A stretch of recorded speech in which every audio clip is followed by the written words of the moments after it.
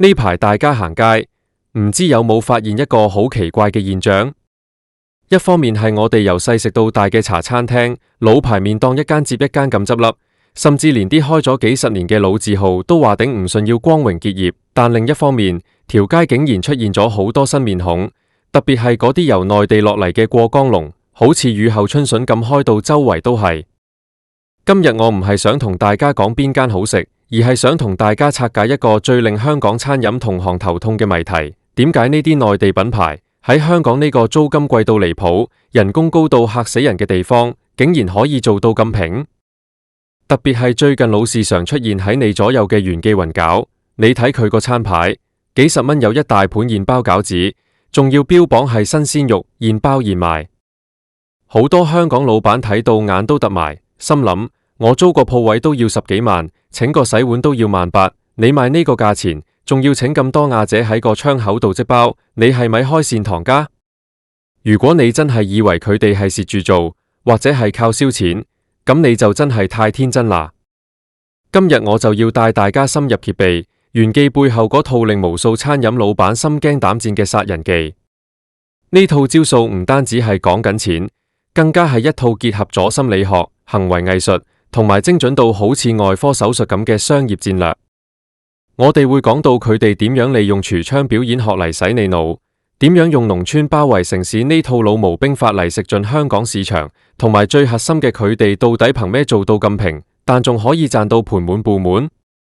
首先，我哋要講下呢間元記嘅背景。佢其實係起源於廣東佛山，喺1946年就已經有雛形，但真正爆發式增長係喺最近呢10幾20年。去到2024年，佢哋喺全國已經有超過3000幾間分店。你試諗下，3000幾間分店係咩概念？即係佢哋每日消耗嘅豬肉、麵粉、菜，係一個天文數字。而當佢哋將呢股勢頭帶到香港嘅時候，好多人一開始都唔睇好，覺得香港人口味刁鑽，又講求服務，點會中意呢啲咁接地氣嘅嘢？但事實證明，喺經濟不景氣，大家都講緊性價比嘅時候，元記簡直係一刀插中咗香港人嘅痛點。你行過元記，第一眼見到嘅係乜嘢？唔係佢個招牌，而係嗰個大大個透明嘅玻璃櫥窗。櫥窗入面坐住幾個亞姐，戴住口罩、帽同手套，對手好似摩打咁不停咁包緊餃子。呢個就係佢哋第一招殺人技——櫥窗表演學。呢招嘢其實好毒，點解？因為香港人對預製菜或者工廠嘢其實係好反感嘅。大家去茶餐廳食嘢，好多時都覺得啲嘢食係喺大埔工業村煮好再運落嚟微波爐叮熱，冇晒火氣。但元記好聰明，佢直接將個工廠搬到你面前。你見到個亞姐喺度包，你個潛意識就會話俾你聽，呢啲嘢係新鮮嘅。哪怕你明知佢啲肉餡係喺中央工廠調好未運過嚟，但只要你親眼見到個亞姐將塊皮包住嚿肉，嗰種新鮮感就已經植入咗你個腦度。呢種表演唔單止係視覺上嘅享受，更加係一種信任嘅建立。喺香港呢個充滿懷疑嘅社會，眼見為實係最高級嘅營銷，而且呢種做法仲帶嚟一種大眾化嘅親切感，令你覺得呢間鋪頭係好似街市咁有活力，而唔係冷冰冰嘅連鎖店。講到呢度，你可能會問：請咁多亞姐喺度包，人工唔貴咩？香港請個全職亞姐起碼要15000、6蚊喎。呢度就要講到佢哋嘅成本控制學。元記嘅鋪頭通常唔大，好多時仲係做外賣為主。佢哋將個鋪位最值錢、租金最貴嘅臨街位置拎咗嚟做櫥窗，看似好浪費，但其實佢慳咗好多其他地方。首先，佢冇乜服務可言，好多係自助形式，或者係非常簡單嘅樓面管理，咁就慳咗好多代英嘅人工。其次，佢啲亞姐唔係普通嘅廚師。佢哋係經過高度標準化訓練嘅熟練工，佢哋只需要重複包餃子呢個動作，唔需要識煮菜，唔需要識調味，咁樣人工成本同培訓成本就會大大降低。而最令香港同行絕望嘅係佢哋嘅供應鏈。你以為佢賣得平係因為用劣質肉？如果你咁諗，你就太睇小現代餐飲工業啦。元記背後有一套非常強大嘅供應鏈系統，因為佢哋規模大，佢哋可以直接同全國甚至全球最大嘅豬肉供應商簽長約。當你一間單店餃子鋪仲喺長沙灣街市揾豬肉佬拎緊60蚊一斤肉嘅時候，元記可能係以一個你想象唔到嘅低價批量採購，加上佢哋嘅中央工廠會將所有餡料標準化，每一粒餃子嘅重量、肥瘦比例都係精確到克。咁樣就保證咗每一間分店嘅味道一致，同時將損耗減到最低。喺餐飲界，損耗就係錢，元記將損耗控制到極致，呢啲慳返嚟嘅錢就係佢平賣嘅底氣。接住落嚟，我哋要講講元記喺香港嘅戰略，我稱之為農村包圍城市。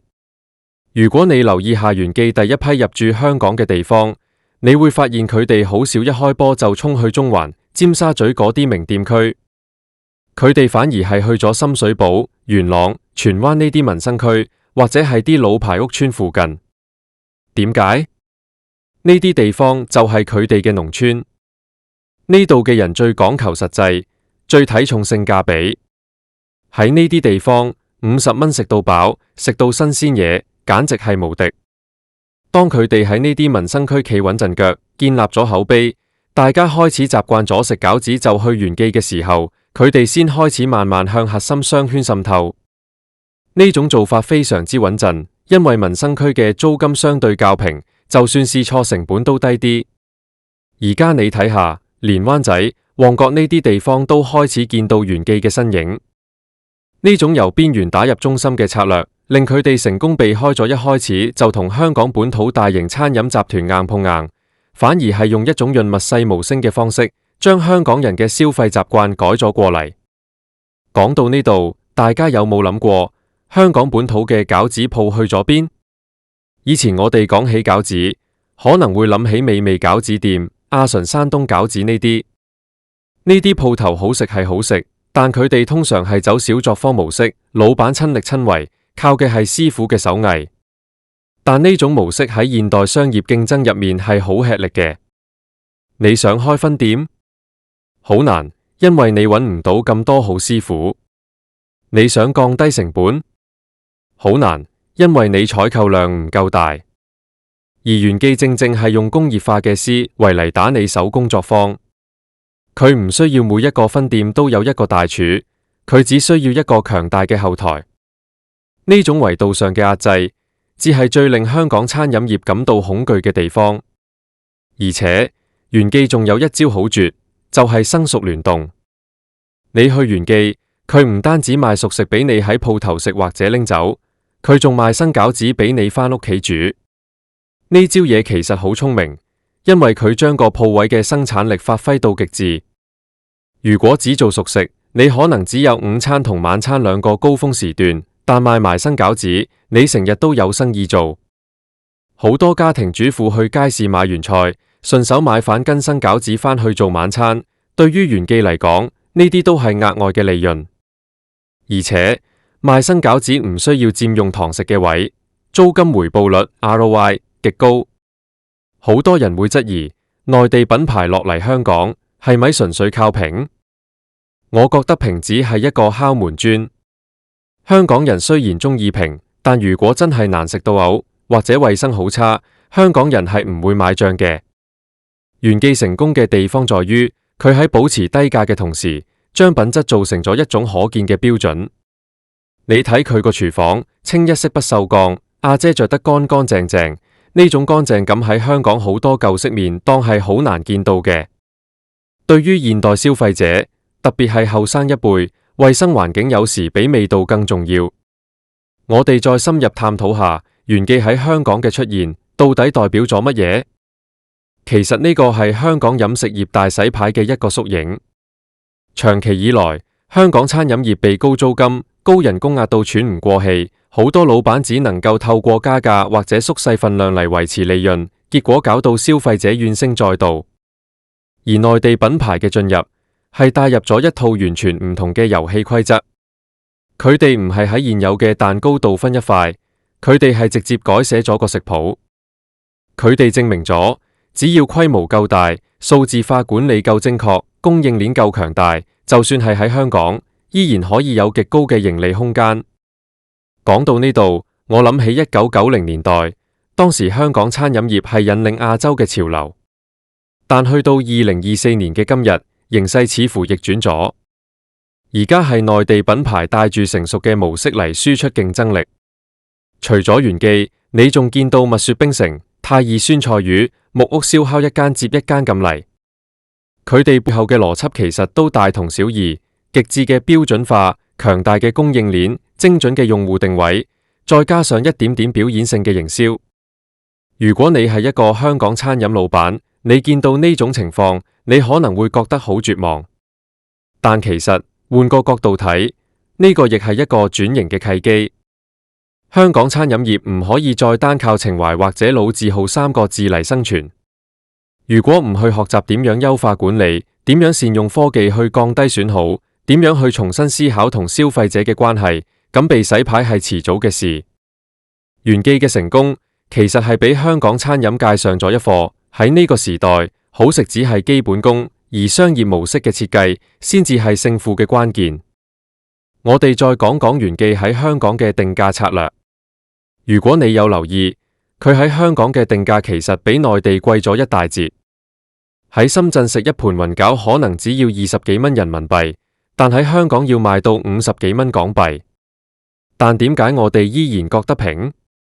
呢個就係心理矛點嘅運用。因為喺香港，隨便食個茶餐廳午餐都要60、70蚊，相比之下，元記嗰50幾蚊就顯得好有性價比。佢哋唔係同內地比，佢哋係同香港嘅同類競爭對手比。只要佢比你平少少，同時做得比你精緻少少，佢就已經贏咗一半。而且元記仲好識玩產品組合，佢啲雲吞餃子口味好豐富，有鮮蝦、冬菇、玉米，甚至係一啲新奇嘅口味。佢會不斷推出一啲期間限定，吸引後生仔去嘗試。比起香港傳統餃子鋪嗰幾款10年如一日嘅口味，元記明顯更有活力。佢哋仲會配合社交媒體，揾 KOC、call 去影相打卡。當你喺 Instagram 見到嗰啲排得整整齊齊、顏色鮮豔嘅餃子嘅時候，你就會覺得呢間嘢好似幾型喎。但係元記係咪真係完美無瑕？當然唔係。隨住佢擴張得越快，管理嘅難度就會幾何級數增加。香港嘅監管制度非常嚴格，特別係食品安全方面。如果佢哋嘅供應鏈喺邊個環節出咗問題，對於呢類連鎖品牌嚟講係滅頂之災。另外，香港人嘅口味變化好快，而家覺得新鮮，可能過2年就覺得悶。呢啲都係元記未來要面對嘅挑戰。但無論點講，元記雲餃喺香港嘅崛起，絕對係一個值得我哋去研究嘅商業個案。佢用最傳統嘅產品餃子，結合咗最現代化嘅商業技法，喺香港呢個競爭最激烈嘅市場，打出咗一片天。佢話俾我哋聽，市場永遠係屬於嗰啲敢於打破常規、敢於用新思維去解決老問題嘅人。當你下一次行過元記，見到個阿姐喺度包餃子嘅時候，你可以試下用另一種眼光去睇呢件事。嗰個唔單止係一個阿姐，嗰個係一套精密商業機器入面嘅一個零件。嗰個透明櫥窗唔單止係一塊玻璃，嗰個係一個精心設計嘅心理學實驗。呢場香港飲食業嘅大洗牌，其實先至啱啱開始。喺呢個過程入面，邊個會留低，邊個會消失，無人知。但有一點係肯定嘅，就係消費者永遠係最後嘅贏家，因為競爭會帶嚟更好嘅品質、更平嘅價錢，同埋更多嘅選擇。對於香港嘅小店老闆嚟講，與其去抱怨競爭對手太強大，不如諗下點樣可以將自己嘅特色發揮到極致。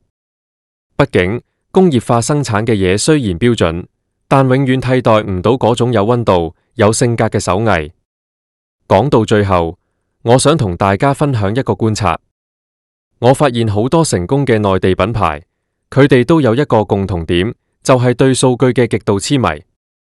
元記喺內地開鋪，係會用大數據去分析人流、分析消費能力，甚至係分析競爭對手嘅外賣訂單量。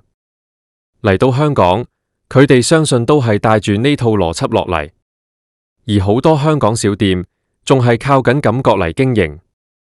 呢種思維上嘅差距，只係最難追趕嘅地方。今日講咗咁多，係想大家明白呢啲所謂嘅過江龍，佢哋贏嘅唔單止係錢，更加係贏喺對人性嘅理解，同埋對商業效率嘅極致追求。香港餐飲業要重拾輝煌，就要學識點樣喺保留香港特色嘅同時，注入呢種現代化嘅經營靈魂。呢場洗牌對於守舊嘅人係災難，但對於敢於變革嘅人，何嘗唔係一個最好嘅時代？最後我想講，其實唔單止係玄記，成個餐飲業嘅底層邏輯都喺度變緊。以前我哋講酒香不怕巷子深，而家係酒香仲要門面新。你要識得點樣透過櫥窗，將你嘅價值傳遞俾消費者。你要識得點樣喺租金同效率之間揾到平衡點。你要識得點樣喺一片紅海入面揾到你自己嘅殺人技。呢個故事話俾我哋聽，冇一個行業係永遠夕陽嘅，關鍵係你用咩方式去重新定義佢。餃子係1000年前已經有嘅嘢，但玄記將佢變成咗一個2024年嘅爆款商業模型。呢種化腐朽為神奇嘅能力，只係我哋最應該學習嘅地方。香港嘅飲食業大洗牌，先至啱啱拉開序幕，之後仲有更多精彩嘅戰役會發生，我哋一齊拭目以待。如果你今日聽完呢段分享，覺得對你有啟發，或者你對呢啲內地品牌落嚟香港有你自己嘅睇法，歡迎你隨時同我交流。我哋生活喺呢個變幻莫測嘅時代，唯有不斷學習，不斷更新自己嘅認知，先至可以立於不敗之地。好啦，今日嘅分享就到呢度，我哋下次再傾。